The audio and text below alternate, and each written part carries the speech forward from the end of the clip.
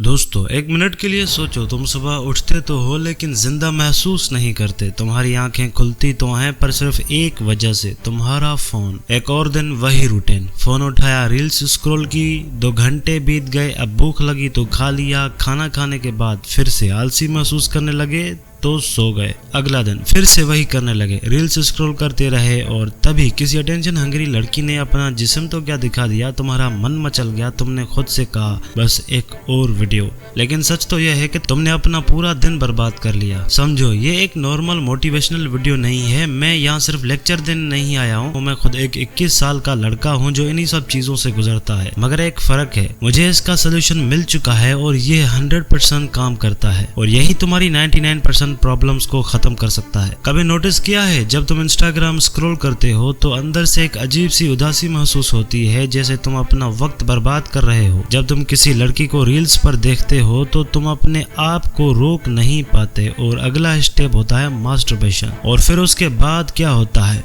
फिर से दुख महसूस होता है, फिर से वही रिग्रेट, एक गिल्ट, एक शेम, जैसे तुमने कुछ गलत किया है और यही गिल्ट तुम्हें अंदर ही अंदर से खोखला करते जा रहा है। ये दुख एक सिग्नल है, एक अलार्म है जो तुम्हें चिल्ला चिल्ला करके रहा है, भाई तू सही रास्ते पे नहीं है। पर तुम इस अलार्म को इग्नोर कर रहे हो और जो गलती हर कोई कर रहा है तुम भी वही कर रहे हो। और जब जैसे ही दुख महसूस होता है तुम तुरंत हैप्पीनेस ढूंढने लगते हो और वही हैप्पीनेस को शॉर्टकट होता है social media, dopamine, pornography, distractions. तुम सोचते हो कि तुम दुख मिटा रहे हो पर असल में तुम सिर्फ उस पे खुशी की एक चादर चढ़ा रहे हो, एक इल्यूजन क्रिएट कर रहे हो, अपने आप से ही एक झूठ बोल रहे हो। एडिक्शन का मतलब सिर्फ नशा नहीं होता, एडिक्शन हर वो चीज होती है जो तुम्हें अपनी रियलिटी भूलने पर मजबूर करे। Social media, gaming, reels, phone, ये सब तुम्हें रियलिटी से दूर ले जा रही है। तुम मास्टरबेट तभी करते हो जब तुम फ्री होते हो और अगर कोई काम नहीं होता, जब तुम्हारे पास कोई बड़ा मिशन नहीं होता, जब तुम्हारा माइंड एम्प्टी होता है। और यही सबसे बड़ी प्रॉब्लम है। ये जो उदासी तुम महसूस कर रहे हो ये तुम्हारा एनिमी नहीं है, ये तुम्हारी गाइड है। ये कह रहा है कि भाई तू अपनी लाइफ को कंट्रोल खो चुका है, लेकिन तुम सुनते नहीं, तुम छुपने के लिए डिस्ट्रैक्शंस का सहारा लेते हो। तो अब सवाल ये है कि इसका सोल्यूशन क्या है। तुम अपनी रियलिटी से भाग नहीं सकते, तुम्हें अपनी लाइफ का मास्टर बनना होगा। तुम्हें डिसिप्लिन को अपना कर बेस्ट फ्रेंड बनाना होगा। तुम्हें खुद को बिजी रखना होगा एक मीनिंगफुल काम के लिए। एक मिशन क्रिएट करो, एक गोल रखो, क्योंकि जब तक तुम्हारे पास एक बड़ा मिशन नहीं होता तुम छोटी छोटी चीजों का शिकार बनते रहोगे।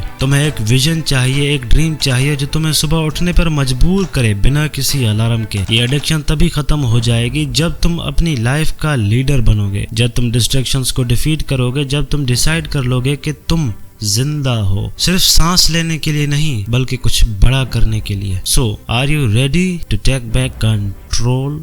अगर हाँ तो अभी उठ, अपनी लाइफ का मास्टर बन, क्योंकि ये दुनिया सिर्फ उन्हीं लोगों को याद रखती है जो अपनी कहानी खुद लिखते हैं। तुम्हारी कहानी क्या होगी? हमें ये बताया गया है कि नशा सिर्फ शराब और सिगरेट का होता है, मगर ये सच नहीं है। नशा हर वो चीज है जो तुम्हें अपनी हकीकत भूलने पर मजबूर करे। अगर तुम इंस्टाग्राम से रील्स, मास्टरबेशन, रिलेशनशिप, खाना या नींद का सहारा ले रहे हो तो सिर्फ अपनी रियलिटी से भागने के लिए, तो ये भी एक नशा है। तुम अपनी आलसी फीलिंग्स को दबा रहे हो एक वेल ऑफ इंटॉक्सिफिकेशन के पीछे। तुमने कभी नोटिस किया होगा, जो लोग ज्यादा खाते हैं, ज्यादा सोते हैं और या फोन चलाते हैं या जो फोन पर घंटों लगे रहते हैं, ये सब एडिक्टेड हैं। ये लोग खुद को समझने की जगह सिर्फ अपनी फीलिंग्स को दबाने में लगे रहते हैं। एडिक्शन का सच ये है कि ये एक इल्यूजन है। पर एक सवाल आता है, अगर एक आदमी को नशा करने से खुशी मिल रही है तो उसमें बुरा क्या है?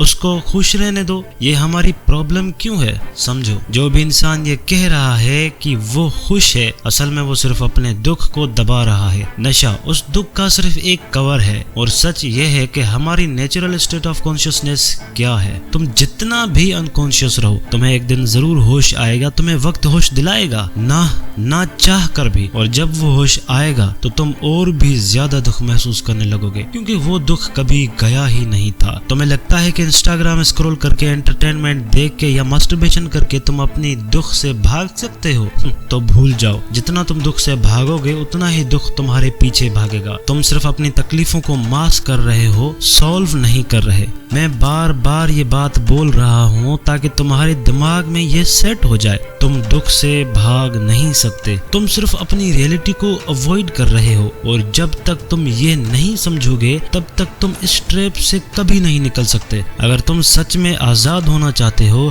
तो पहला स्टेप ये है कि तुम दुख से डरना बंद करो, क्योंकि जब तक तुम दुख से डरोगे तब तक तुम नशा ढूंढते रहोगे।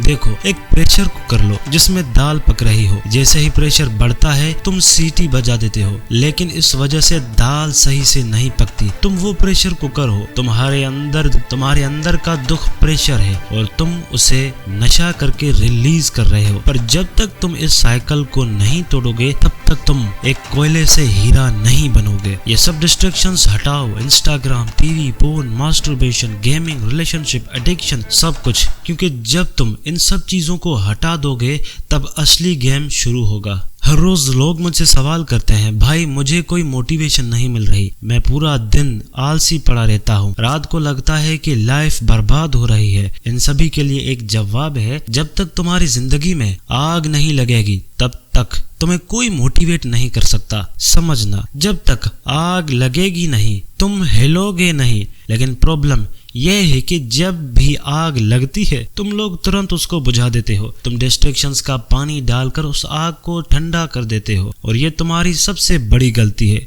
क्योंकि तुम वो प्रेशर झेल ही नहीं पाते। अगर सच में जीना है, अगर सच में अपनी लाइफ का कंट्रोल चाहिए तो उस आग को भड़कने दो, उसमें और तेल और घी डालो, उस दुख को समझो, उस दुख का सम्मान करो। जब तक तुम उसे फेस नहीं करोगे तब तक तुम कभी स्ट्रांग नहीं बनोगे। तुम्हारे अंदर की ताकत तभी निकलेगी जब तुम डिस्ट्रैक्शन से हटाकर अपनी रियलिटी को एक्सेप्ट करोगे। Are you ready to take control और विल यू कीप रनिंग? अगर हाँ तो उठ, अपनी लाइफ का लीडर बन। ये दुनिया सिर्फ उन्हीं लोगों को याद रखती है जो अपनी कहानी खुद लिखते हैं। तुम्हारी कहानी क्या होगी?